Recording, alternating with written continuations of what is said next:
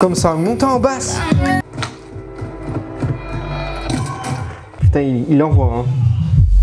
Wow.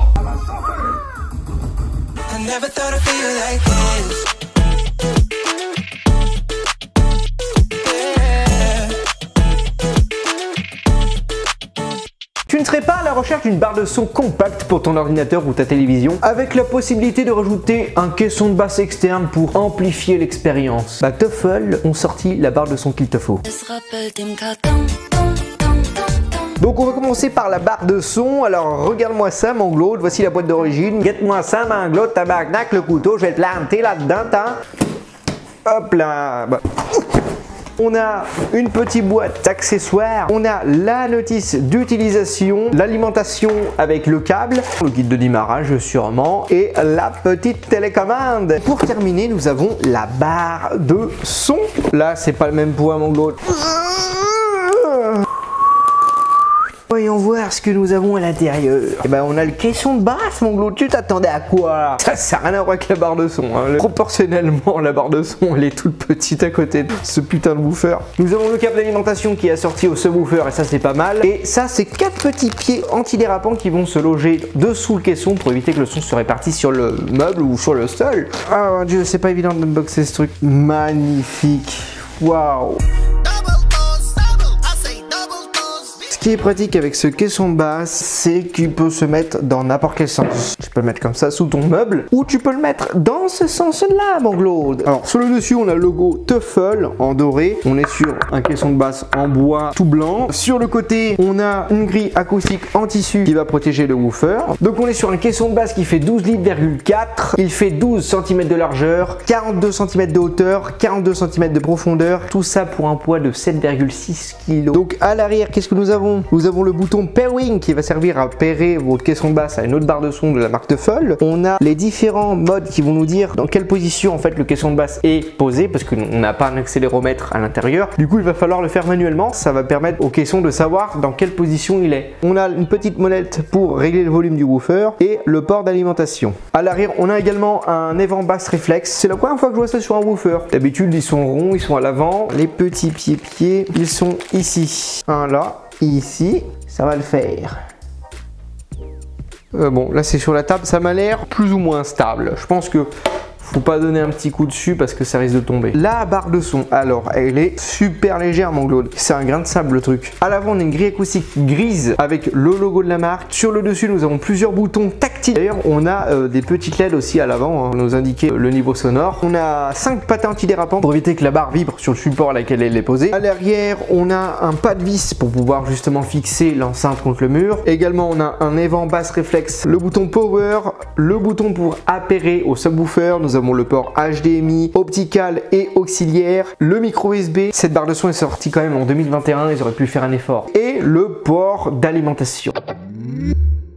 La barre de son dispose de 4 haut-parleurs large bande d'une diamètre de 50 mm. On est sur un principe acoustique de une voix et nous avons également un évent basse réflexe. La barre de son est équipée de la technologie Quadcom aptX, un codec qui est en mesure de transmettre la musique en qualité CD. Par contre, il est nécessaire que l'émetteur, comme ton smartphone, soit compatible aussi avec l'aptX et le Bluetooth nouvelle génération. Cette barre de son est équipée de la technologie Dolby Digital. Bon, c'est une technologie qui a plus de 20 ans maintenant, mais c'est quand même pas mal de l'avoir. Donc en fait, c'est une sorte de MP3 du cinéma, car le débit est faible et elle peut supporter entre 1 à 6 canaux. Ça peut aller de 32 à 600 kilobits, ça dépendra de si vous regardez des films en streaming, sur YouTube ou en Blu-ray. Le caisson de basse est équipé d'un woofer en cellulose de 165 mm. Il peut descendre jusqu'à du 31 Hz et monte jusqu'à du 200 Hz. En niveau pression acoustique, on est sur du 96 décibels. Alors, je propose qu'on connecte le merdier, mon Glaude. La barre de son est équipée du Bluetooth 5.0 aptX. Et on va connecter tout ça, c'est parti, hein. On a une LED rouge qui s'allume quand on l'éteint. On va mettre en mode musique. Ah, c'est mieux. Parce que j'étais en train de me dire, il n'y a pas de basse sur cette barre de son. Comme ça, montant en basse. J'étais en mode voice là.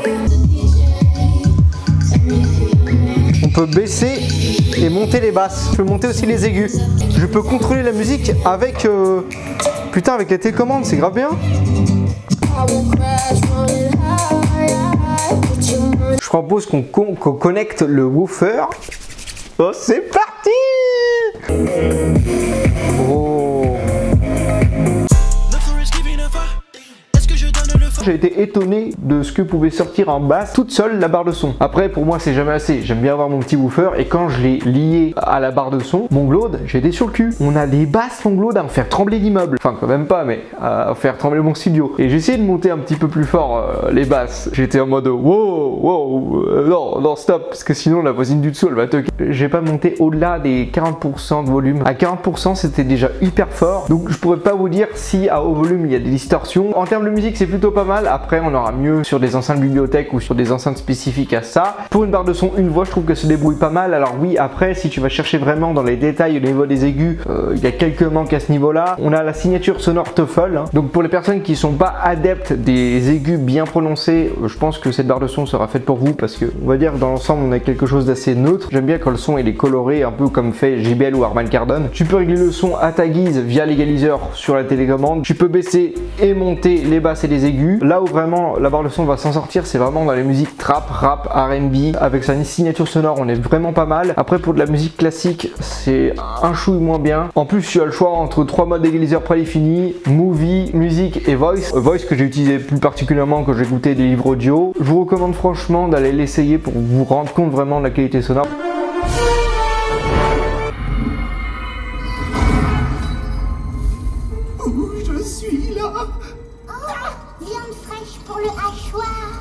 Ne lui prête point attention. Il a une bonne couille, mais il est... champignon. Bowser sera bientôt là. Je n'ai pas... Je ferai n'importe quoi pour mon frère. On va réussir à le sauver. Ça va chauffer. La frontière qui sépare la raison de la folie est fine, est endémique à toutes les cultures. Je m'appelle Terry. J'adore vos yeux. Docteur Mackles, Oui? inspecteur Boyd de la brigade criminelle.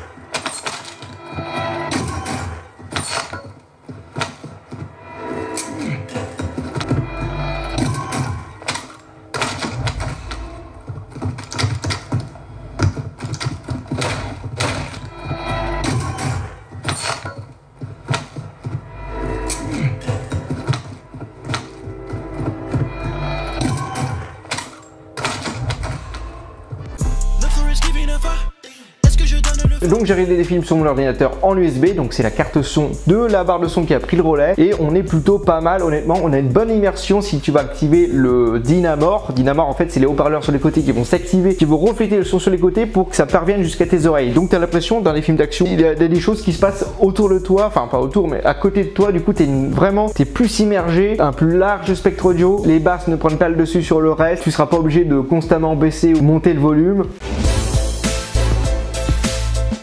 Monglode, on va voir la portée qu'il y a entre le woofer et la barre de son qui se trouve dans la salle de bain. Putain, il envoie, hein. Wow. La barre de son.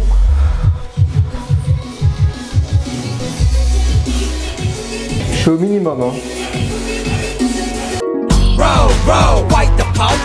Est-ce que je vous conseille cette barre de son? Bah honnêtement oui, parce qu'elle est super compacte, elle peut être utilisée avec ou sans woofer, et surtout que le woofer est sans fil Mangload et que tu peux le glisser facilement sur un canapé. J'ai utilisé la barre de son pour faire le montage, le rendu sonore était mieux que mon ancien home cinéma Logitech Z906. Vous avez quelque chose de compact qui prend pas de place, un design sobre, vous avez deux colorimétries noir ou blanc, ça se connecte facilement, tu as juste appuyé sur le bouton et hop, les deux sont liés, et si tu le débranches l'un, tu débranches l'autre, de toute manière ça se reconnecte automatiquement, donc aucun souci à te faire à devoir régler le bordel, ça se fait tout seul. Merci de nous proposer une barre de son aussi compacte, moi c'est ce qu'il me fallait. Si toi aussi tu as une barre de son chez toi, dis-moi laquelle t'as et qu'est-ce que tu en penses, voilà. Je vais te fumer.